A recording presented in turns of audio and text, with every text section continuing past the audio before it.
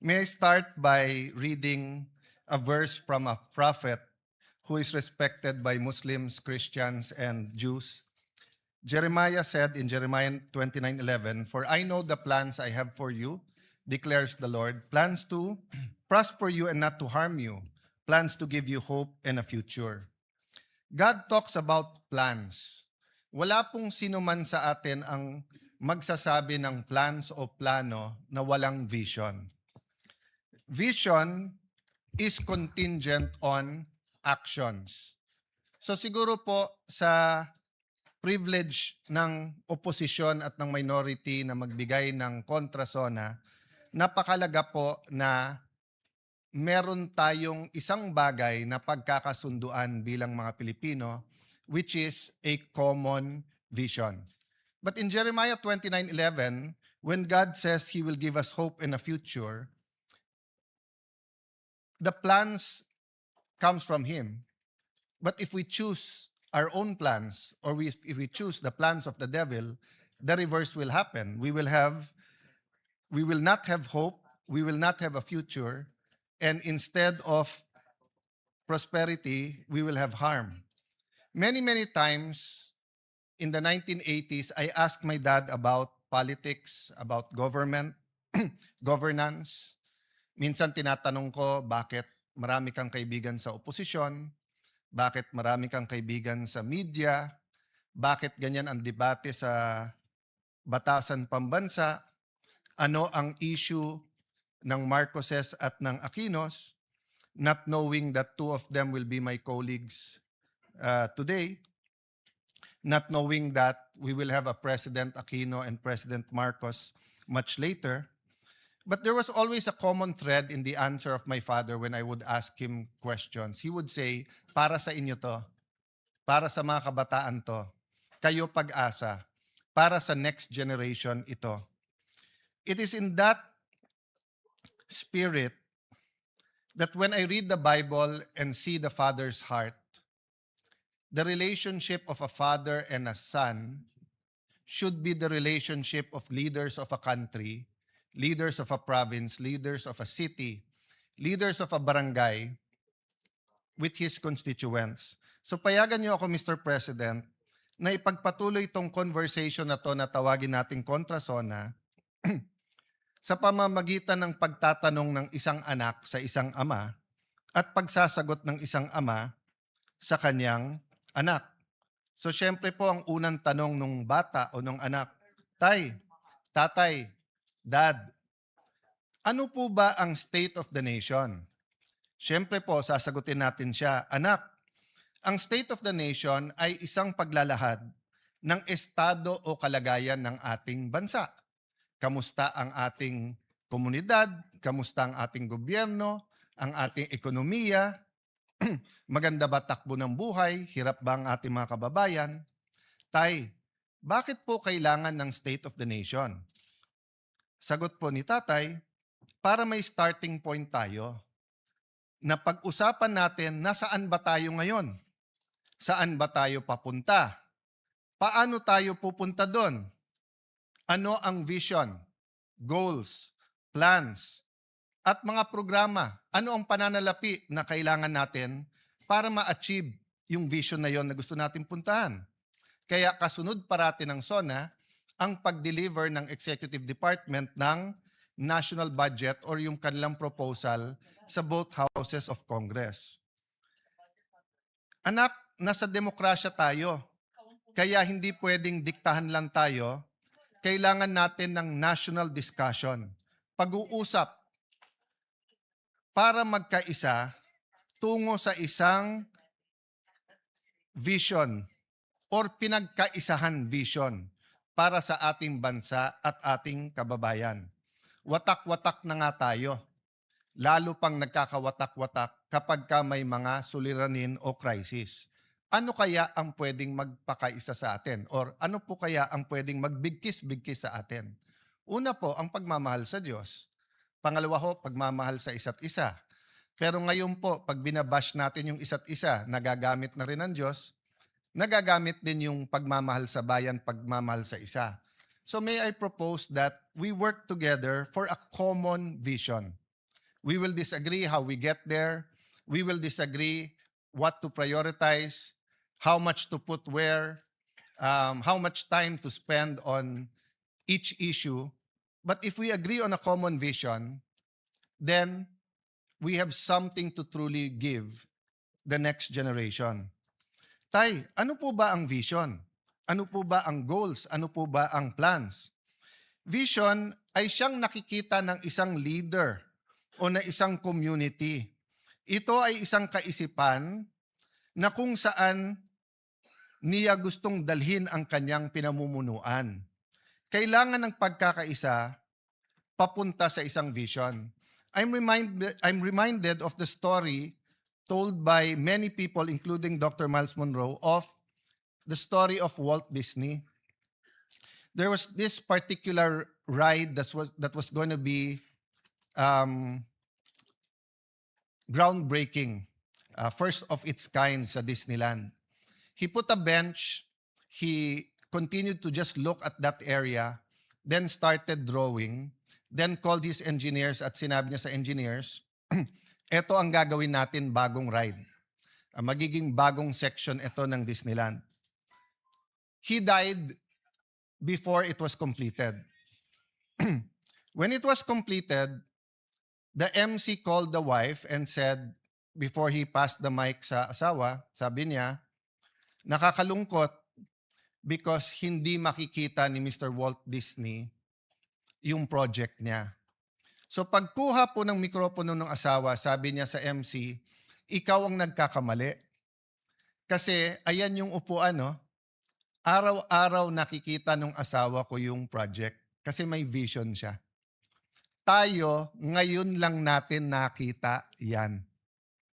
So, isn't it time that we provide a better vision, a more comprehensive vision, that we articulate what we really want instead of political slogans, no? Importante yung political slogans, a safe and comfortable life, better Philippines, para sa may hirap. Importante po yung mga yon. Ngunit napaka-importante po na may shared vision tayo. Tay, ano po naman yung mga plano? Ang plano ang sasagot sa mga tanong na paano natin ma-achieve yung vision? Paano tayo makakapunta sa gusto natin paroonan? Ang plano ay dapat may mga goals. At ang goals ay dapat nababase sa kakayahan at potensyal. Huwag tayo gagawa ng goals na hindi naman kayang i-achieve dahil pambobola lang yon. Pero wag na din nating maliitin ang ating mga sarili. Wag nating sasabihin okay na yung grade na 75 kung kaya natin ng 80. Wag natin sabihin okay na yung 80 kung kaya natin ng 85. Potential is very important. Para malaman natin ang potential, may proseso ng analysis at comparison. Kailangan natin maikumpara sa tamang paraan ang ating bansa na ikumpara sa mga mauunlad na bansa at sa mga bansa na ka-level natin. Tulad ng Singapore, Thailand, Vietnam, Malaysia, at mga bansa na mas maunlad sa ating katulad ng Japan. Of course, ngayon sasabihin natin Korea, but once upon a time, baliktad yung storya. Balikan po natin yan. Tay, magbigay ka naman ng halimbawa. Anak, tignan nyo yung GDP per capita natin in current dollars. Ng 1970, ang Thailand ay 197.1, ang Vietnam dahil gera doon 67, ang Philippines ay 200.9.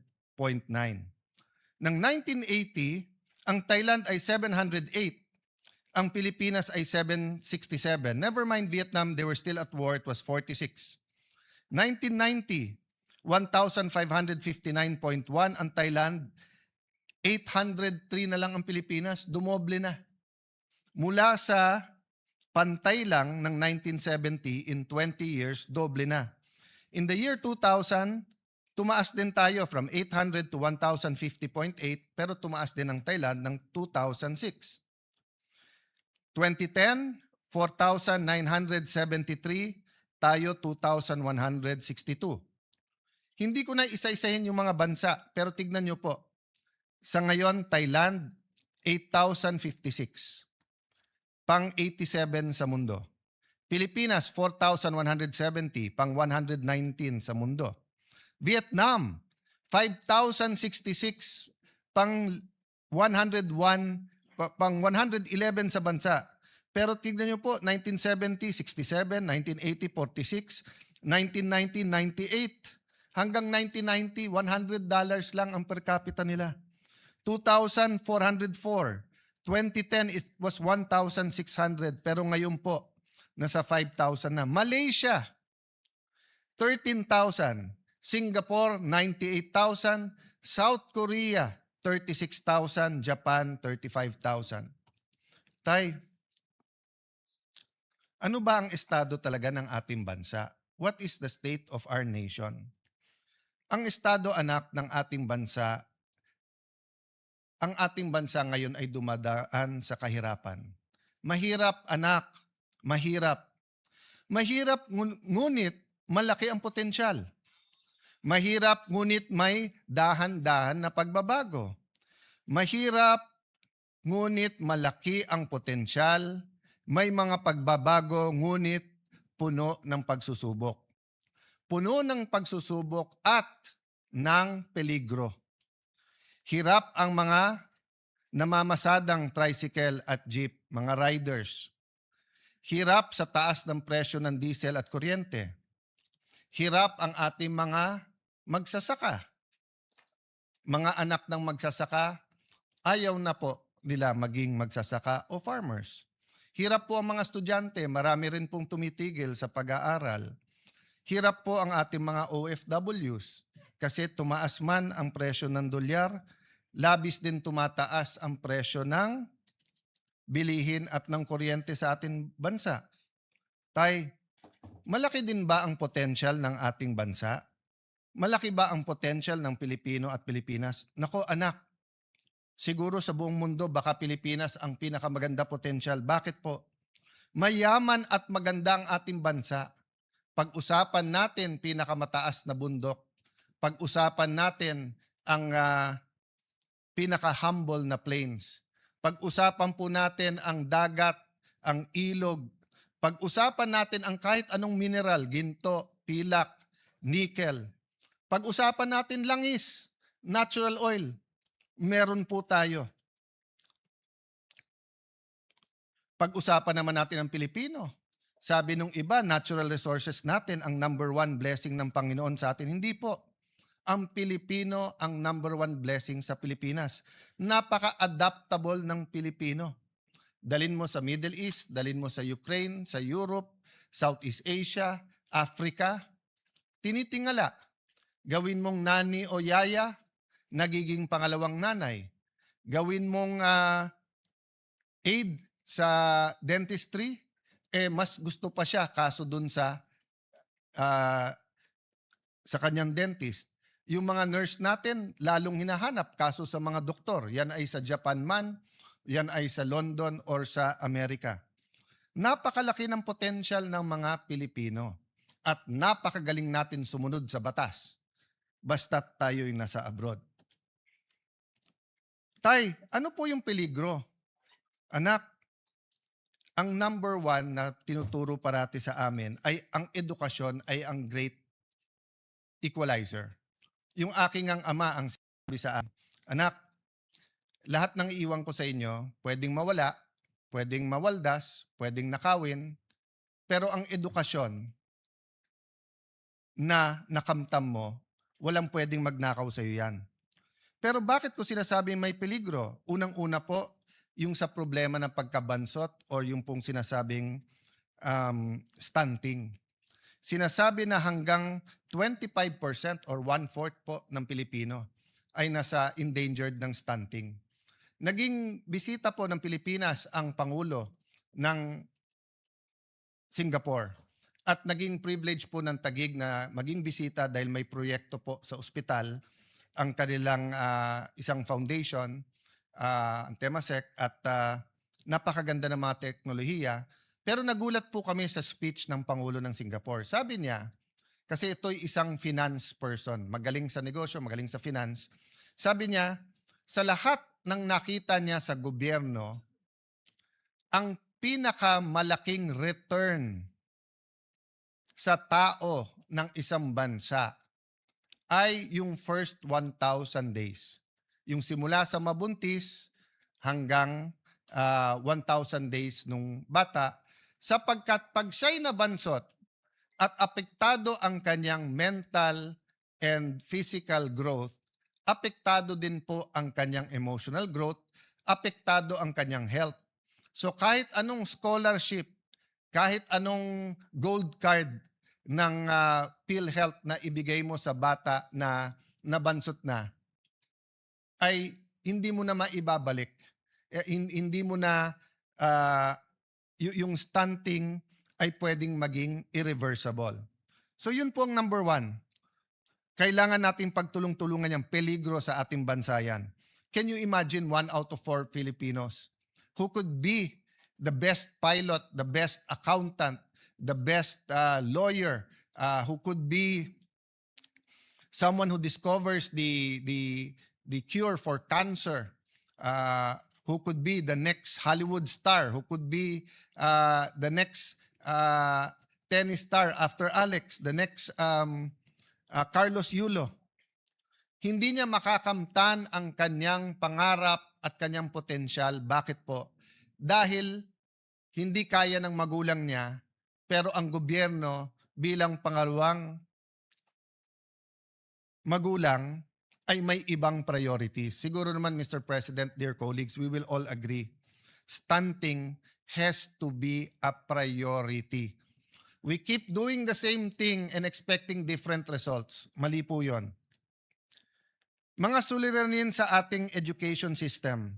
I recognize every single person, our Secretary of Education, Secretary Angara, our colleague Bam Aquino, every single person here, Ate Pia, Tess Daman, Joel Villanueva, lahat po. Siguro, isa-isahin ko lahat ng senador dito. Of course, committee chair din ng Education Committee who did a great job, si Senator Win Gatchalian. Lahat po tayo ay may contribution sa edukasyon. Pero ano sabi ng EDCOM? Yung K-12 na dapat 12 years, 7.5 years lang. So ang sinasabi natin sa buong mundo, K-12 kami. So akala nila 12 years ang education natin. Hindi po, 7.5 lang. So una ang forma, kaso sa substance. Sinasabi ko po to dahil peligro po to.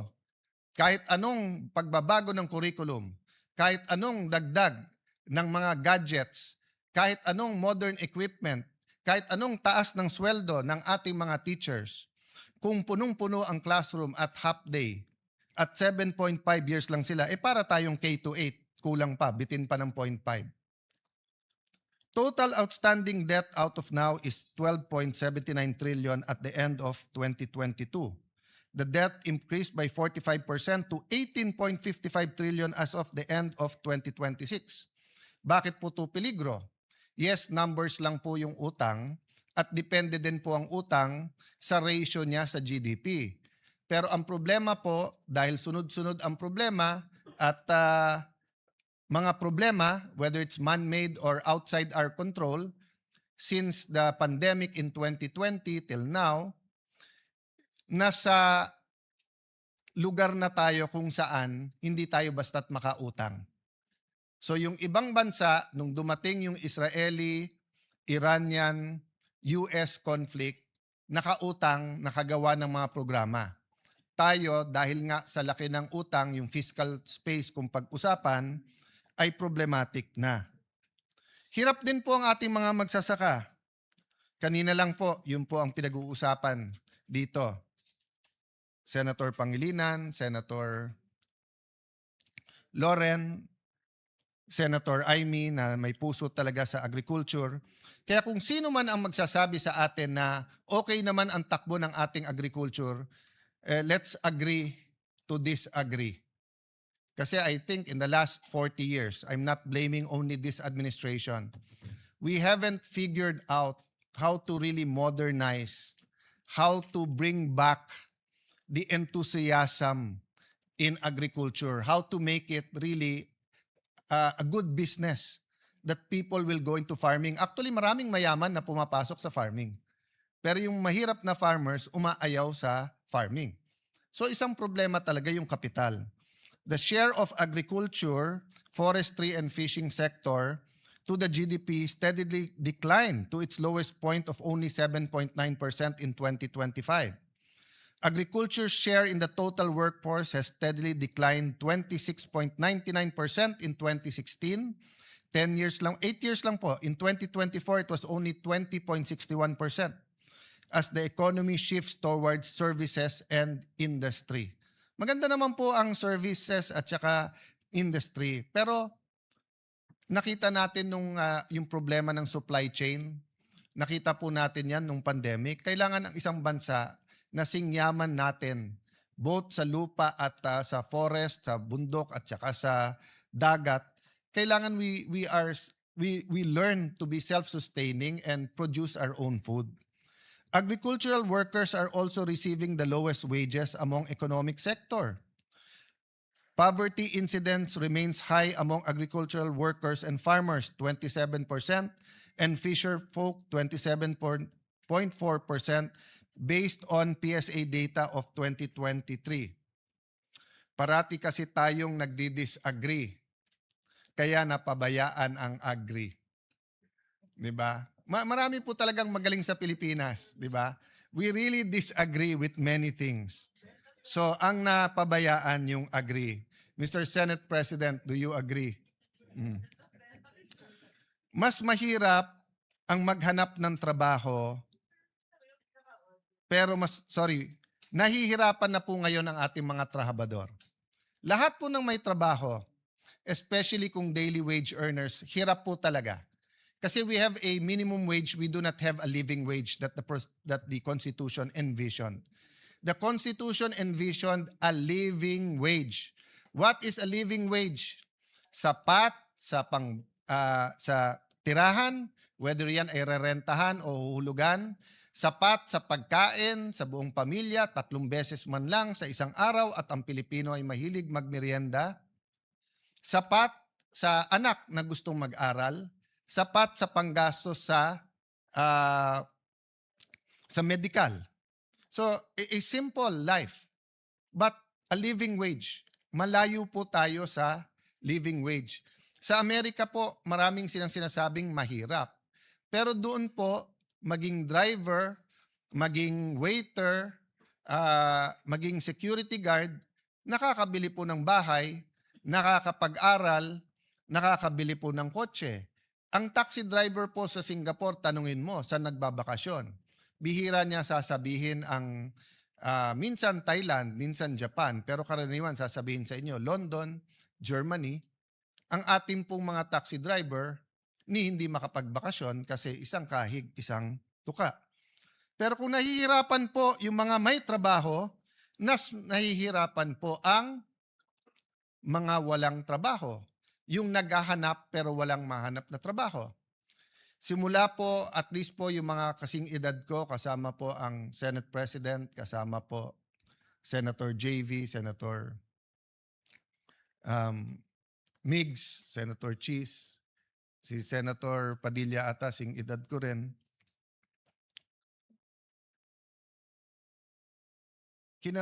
Namulat na po kami na may OFWs. And may lugar po na mabibilib ka. For example po, ibang-iba ang akalain ko sa Saudi. Pero pagdating ko doon po, kahit draftman kahit hindi po siya architect or engineer, bossing-bossing doon.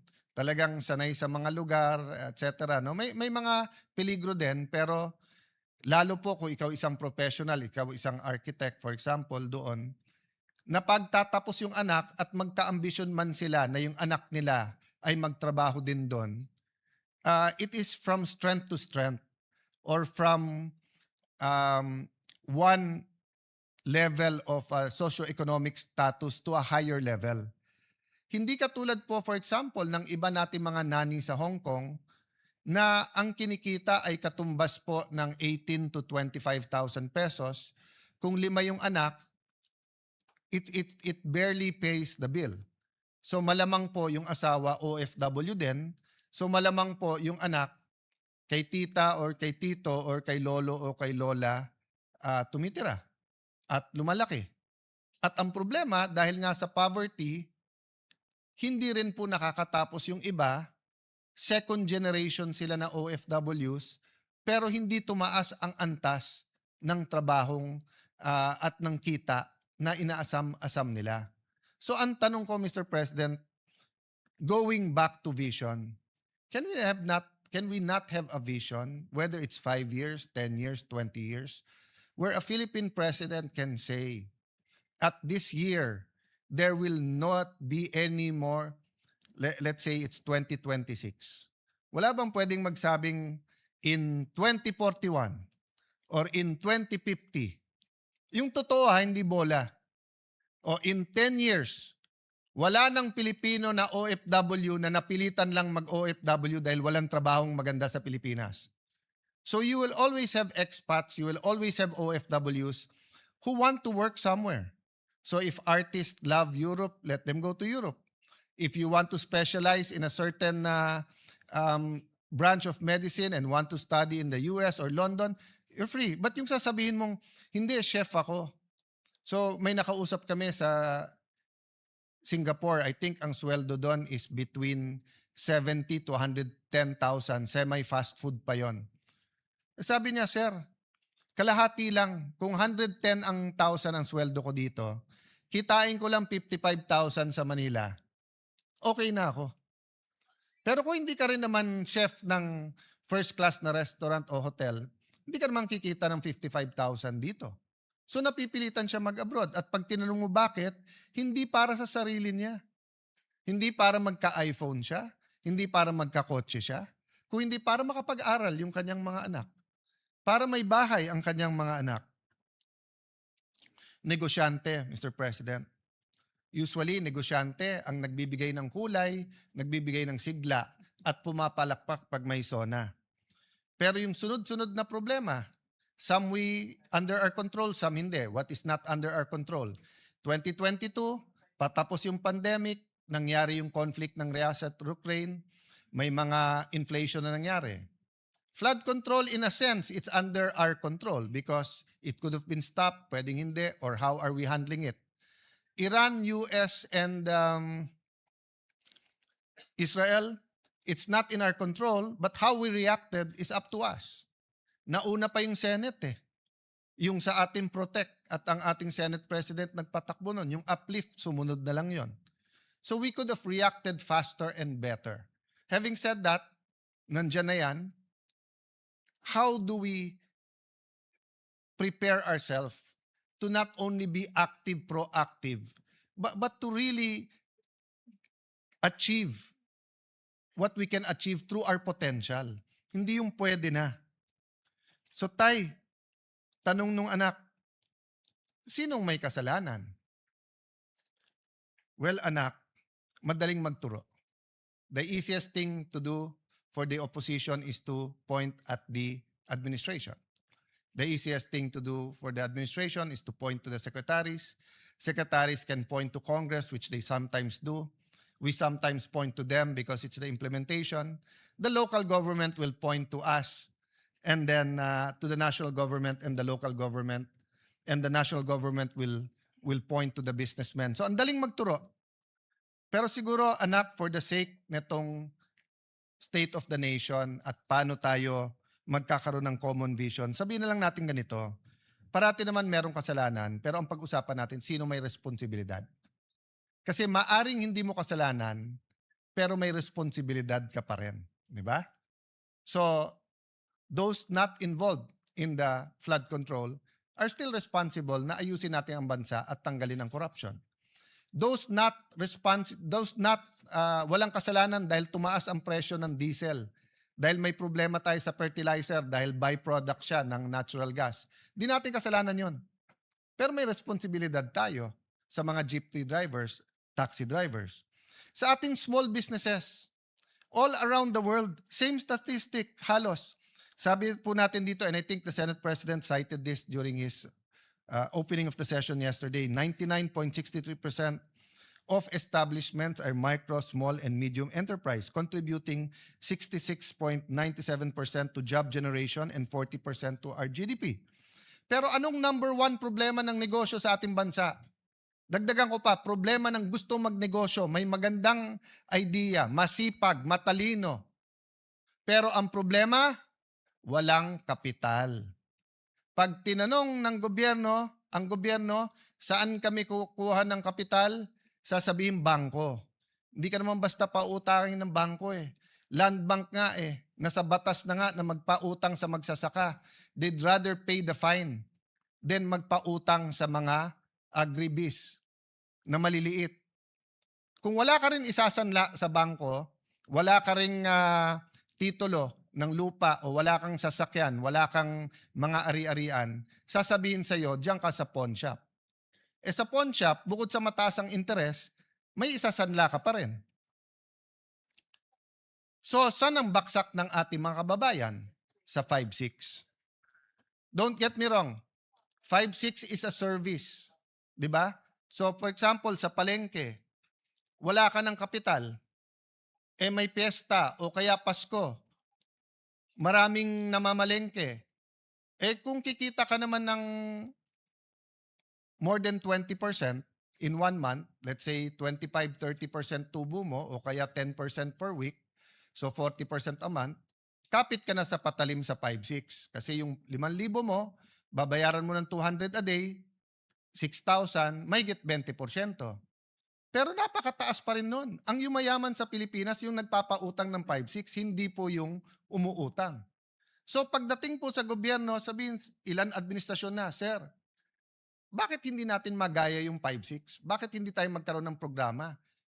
Ano to ha? The estimates are 20 billion, 50 billion, 200 billion. It's big business. Ano sagot ng gobyerno? 5-6? May pamalit ba tayo doon? Ang sagot ng gobyerno, 6-7. 6-7 lang. O i-google nyo yung 6-7, walang ibig sabihin. So balik ka na naman sa 5-6.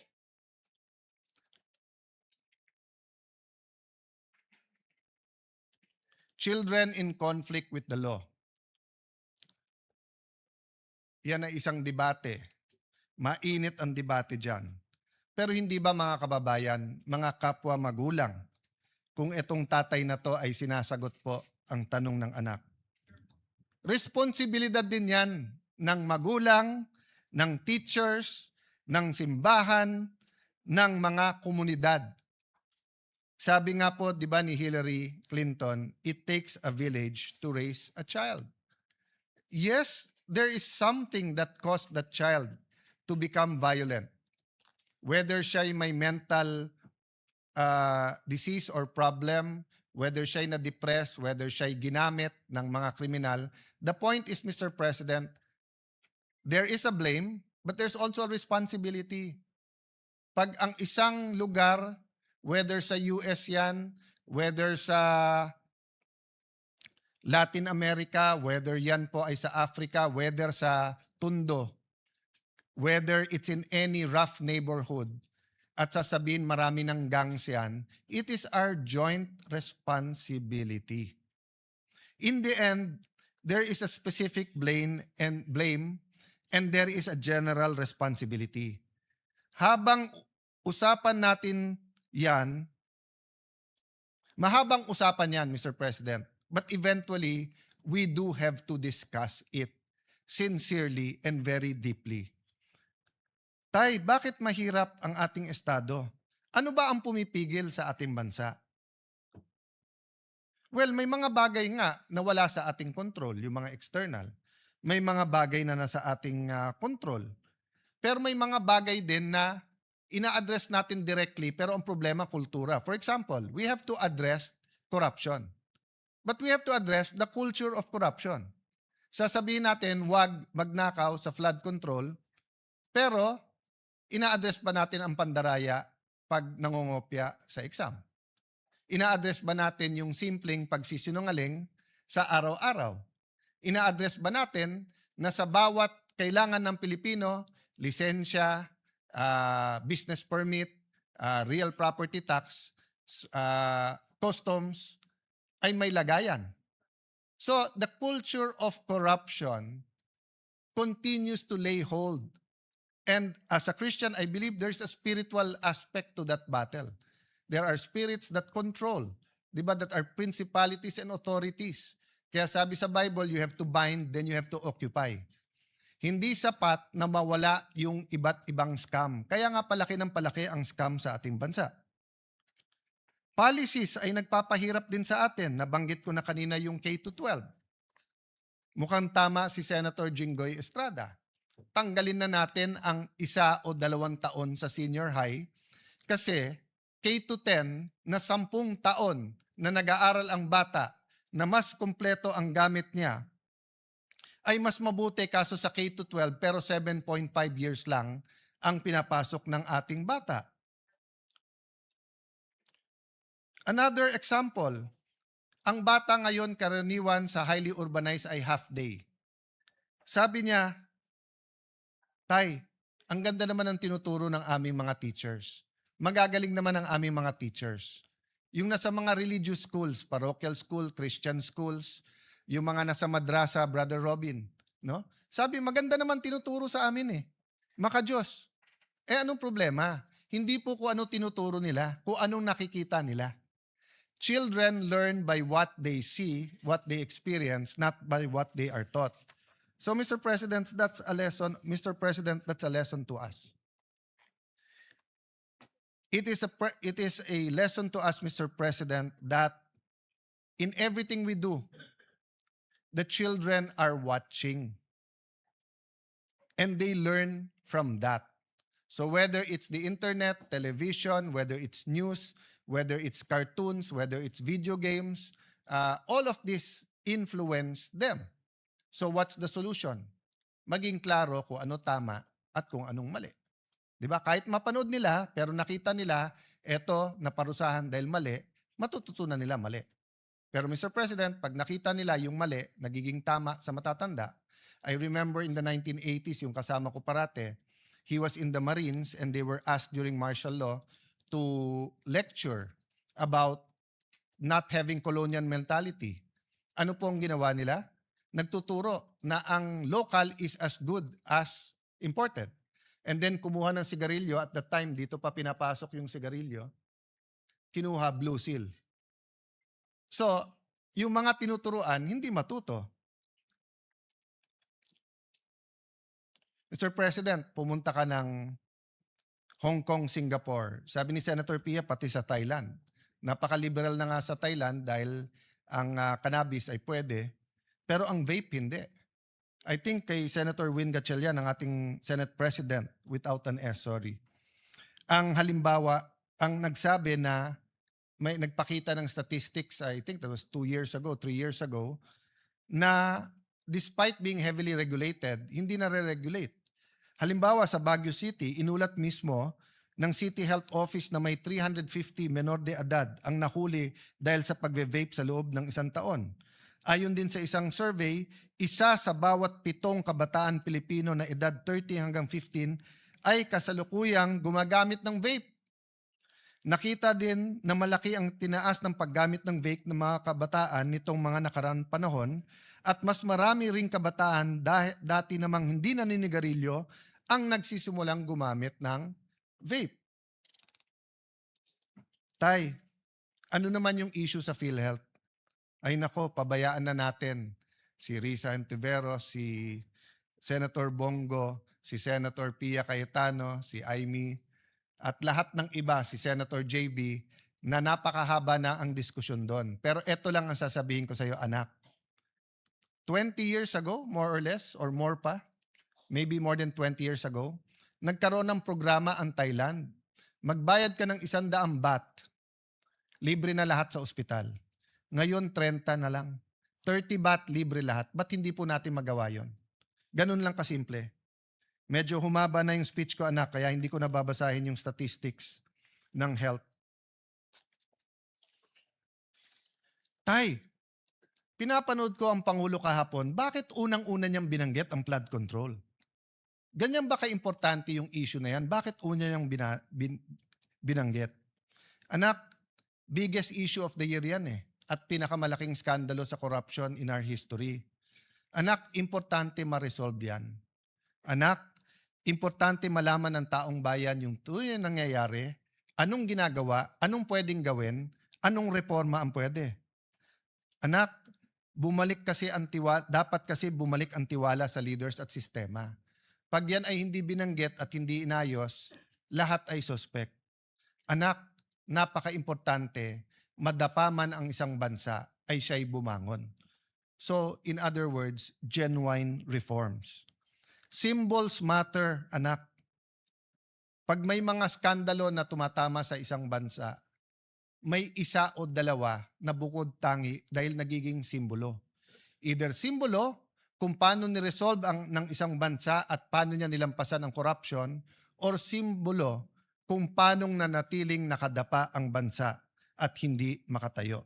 So sana anak, we will find the strength and wisdom to conclude the investigations, to hold people accountable, but also to put the genuine reforms. Isang simpleng example lang, isang simpleng suggestion na binigay ko sa DPWH na 2 beses tinanggap ng secretary pero mukhang hindi ginawa. Ordinaryong cellphone, kunan lahat ng projects para makita kung may ghost o wala. So 1 year later, the problem is hindi pa kumpleto yung data. Pero wag ka mawalang ng pag-asa, anak. Walang bansa sa mundo nang hindi dumaan sa corruption. At walang bansa na umunlad na hindi niya kahit papano na-address ang corruption. Tay, bakit ba pinilit mo na dito tayo sa syudad tumira? Kasi anak, dati at least sa probinsya may makakain ka.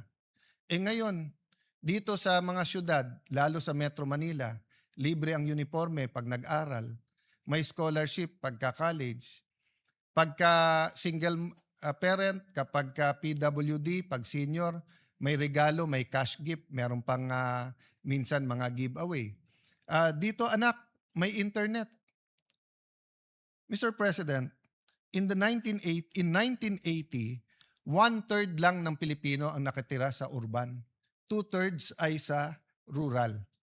And we know around the world, mas maganda ang ugali ng mga nakatira sa rural. Mas may sense of community, sense of camaraderie. Mas may malasakit sa isa't isa. Pero napilitan ang mga kababayan natin sa rural. Bakit po? Go to certain parts of France, of UK, even the US, Canada. Rural, pero may kuryente, may tubig, may ospital, may eskwelahan, may internet. Sa atin hindi. Pag sinabi mong urban, sigurado po yan, mayaman. Pag pumunta ka ng rural, mahirap. Ang problema, ang mahirap sa rural, pag pumunta sa urban, mahirap pa rin. Mas maginhawa buhay, pero mahirap pa rin. Mahirap po.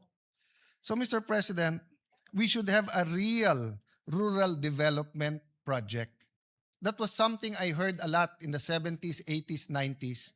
Pero siguro kasi mas maganda talagang ang sabihin sa isa't isa, sa syudad ako nakatira, nakakalimutan natin. May I pay tribute to isang USEC ng DBM, I think USEC Abuel. I remember when she topped the bar, sabi ng isang reporter sa kanya, "Ma'am, ano pakiramdam mo ng isang taga-probinsya ay nag-top ng bar?" The reporter, I think from there, but I'm not sure from Manila or from there,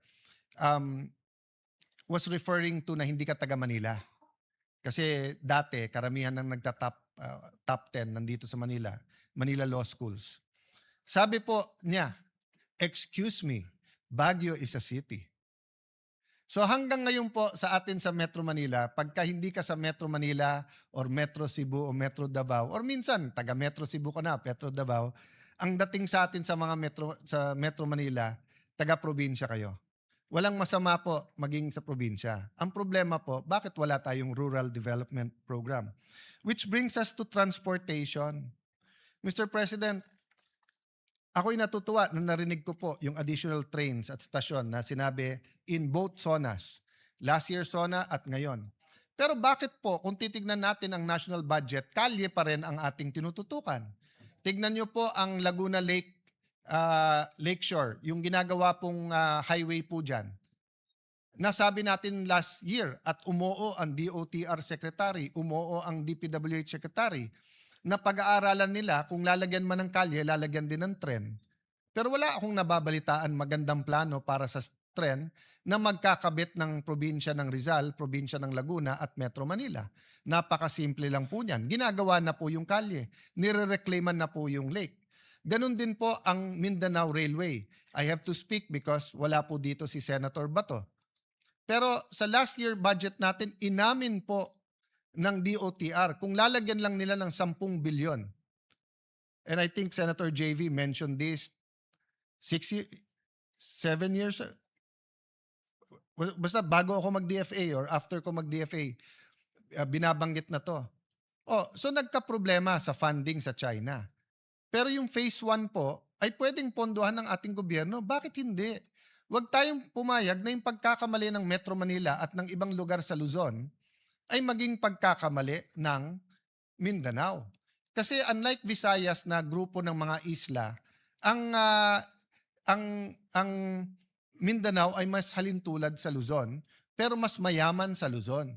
So sana naman po sa 2026 budget, may pondo na po ang Mindanao railway system regardless kung sino nagtatap ng survey sa Mindanao. Patapos na to, Mr. President. Makwento po kasi si tatay at si anak. Anak, malaki talaga ang potential ng Pilipino. Maabilidad kasi ang Pilipino. Tay, ano ba mangyayari pag na-realize natin ang potential? Anak, lahat ng komunidad, lahat ng lugar, lahat ng Pilipino ay makikinabang. E di tay, ba't hindi natin gawin? Maraming dahilan, anak, pero isang dahilan, algorithm. Ngayon, para na tayong fraternities na nagrarumble. Na experience ko sa University of the Philippines, pag may rumble at may brad ka na nagulpe o mayroon kang gugulpihin, hindi na importante sinong tama at mali. Ang importante, protektahan mo brad mo. Sa ating national discussions, sa impeachment, sa flood control, sa iba't ibang mga issue, ang kampihan natin, masarap man kung mas marami kang kakampi, wala nang sanity eh. Algorithm. Parang fraternity, kahit mali, kampihan ka na lang. That's a problem, I don't know the solution. But what can I tell you, anak? Noong 1960s, we were second only to Japan. President Erap kept on saying this during their presidential election in 1998. So ni-research ko yan. Meron palang World Bank study na nagsabi, ang pinakamalaking potential ay Pilipinas, ang pinakamaliit na potential, Korea, Taiwan, Vietnam. Bakit po? Dahil po sa mga gera at kondisyon ng kanilang bansa. Ang Korea, yung Korean War, pero dahil din sa sobrang winter doon. And this was the 1960s. The technology was much less. We know about Taiwan dahil nga po sa revolution sa China, and we know about Vietnam that had a long war between the South and North at saka yung hilahan during the Cold War. But wag na nating pangarapin na maging second tayo sa Japan, sa Asia. Balik tayo sa 70s, 80s. Vietnam, nasa ilalim natin. Thailand, kapantay natin. Mas moderno tayo sa Malaysia. Pero ngayon, sabihin nyo, whether infrastructure, whether tourism, whether manufacturing, kung ano-anong pag-usapan po natin, naiiwan na po tayo ng ating pong mga neighbor. So anak, we have to get our acts together. Anak, hindi ko na isa-isahin Malaysia, Thailand, Singapore, Vietnam. Kung may pera tayo, puntahan natin. Kung wala, i-internet mo na lang pero makikita mo yung ganda. Pero anak, pinakita ng tatay ko to sa akin. With your permission, Mr. President, can I show the picture of Singapore in the 1950s? In the 1950s po, Singapore was a fishing village. Maraming potential, maraming maganda, pero wala po kasi silang natural resources. Tapos may problema sila with Malaysia, may racial problems. In fact, maraming taga Davao ang meron pong nani na galing po sa Singapore. Pero ngayon po, ano na itsura ng Singapore? Next slide, please. Next slide, please. At kahit anong indicator po, human index indicators, health, education, quality of life, safety, kung hindi number 1, number 2 ang Singapore. So madalas sabihin ng aking ama sa akin, anak, isipin mo, 1 generation lang kaya yan. Kasi yung iba sinasabi, 100 years, 200 years. Hindi, 1 generation. But you know, my good friend and brother in Christ, Jeremiah Belica, who's here, the irony is we were in Singapore and we had a conference talking to Christians from all over the region, and pinakita niya tong picture na to or similar to this. Next slide, please. He showed this picture. Hindi niya ni-label nun, kaya hindi ko nakilala kaagad. And it wasn't so far ago. It was in 1996. Ito po ang itsura ng Bonifacio Global City. Next slide. Pinakita niya po ano na ang itsura ngayon ng Bonifacio Global City. In 20 to 30 years po, not only did a city rise from 5 million a year in 2009 na budget sa scholarship, 1 billion na ngayon. From a few hundreds to a few thousand, more than 50,000 scholars, between 15,000 to 80,000 pesos. From Fort Bonifacio, catering to mostly Metro Manilan, richer cities, yung nagtatrabaho dyan, in the last 10 years, napakaraming engineers, abogado, chef, na nag-graduate, mga professionals, dahil nga nag-rise up in less than 30 years. Next slide, please. President Pinoy saw the potential. So this is just the comparison. Next slide. Ilan administrasyon ang sinubukan ibenta yung part ng FTI? 2012 po to. Ano na itsura ngayon ng Arca South? I was there last Sunday sa Landers. Dinala ko yung anak ni ate at mga pamangking ko. Next slide, please. It's turning out to be, quite a beautiful development. At yung traditional barangays ng Senate, ang Signal Village, Marlica Village, ang Upper Bikutan, Western Bikutan, napakaraming residente ang naglalakad na dyan. So Mr. President, kaya po natin. I don't have time now and I don't have the pictures of how Cebu City, Mandaue, Davao City, Iloilo, Bacolod, your city, Mr. President, Valenzuela, Mandaluyong, Cagayan de Oro. I was thinking if I'm going to mention the city of Senator Jinggoy and Senator JV, but I will mention San Juan. No? But my point is, Mr. President, may pag-asa eh. Di mo kailangan maghintay na matagal. So nung bata ako, gusto ko na sabihin sa matatandang politiko, panay sabi nyo, para sa amin eh. Pero kayo lang yung mayaman eh. Di naman nagbabago. Kaya wag tayong magalit sa mga bata ngayon if they're demanding that when we said this is for you, they want to see faster results. At kaya, Mr. President. So in that sense, let me close, Mr. President, by saying, let's take a second look in having a new local government code, giving more decentralization. Actually, I will push the envelope dahil nakatingin sa akin si Robin Padilla, na may kakampi siyang mabigat. Kakampi po niya si Dr. Jose Rizal, na nagsabing federalismo ang dapat sa Pilipinas. So Mr. President, there are system changes that can help our country. But it won't happen kung may problema tayo sa demokrasya. Sabi ng Pangulo, I am president not only of my family. And it is worth yung palakpak na binigay sa kanya. But can we add, the president is also not only the president of the administration, he is also president of the opposition. And respectfully, I believe that Senator Bato is fleeing unjustly because he cannot get justice. I believe Senator Jinggoy and Senator Marcoleta are political prisoners, and that if it wasn't weaponized, they will be able to at least go out on bail. So, Mr. President, these are things that we should talk about as a Senate. Beyond politics, beyond emotions. Sabihin nyo na mali ako, but should they be allowed to attend the impeachment? Sabihin nyo na mali ako, and they're not political prisoners, but are they getting the justice pantay-pantay ba ang hustisya o selective justice po tayo ngayon? Mr. President, I don't know if there's a slide, but if there is, please put it on. So ang huling tanong nung anak, Tay, ang daling sabihin common vision. Pero ano yung common vision na yan? Actually, nasa preamble ng ating Constitution. And allow me to read it. We, the sovereign Filipino people, imploring the aid of Almighty God in order to build a just and humane society and establish a government that shall embody our ideals and aspiration, promote the common good, conserve and develop our patrimony, and secure to ourselves and our posterity the blessing of independence and democracy under the rule of law and a regime of truth, justice, freedom, love, equality, and peace, do hereby ordain this Constitution. Anak, ito ang batas ng ating bansa. Pero may mas mataas na batas dito, ang batas ng Diyos. Anak, ang isang bansa na hindi niya kilala ang kanyang sarili, yung walang identity, walang mangyayari. So Mr. President, let me put that forward.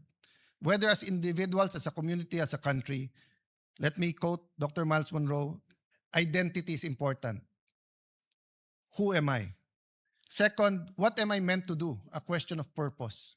What is the purpose of the Philippine nation? And third, destiny.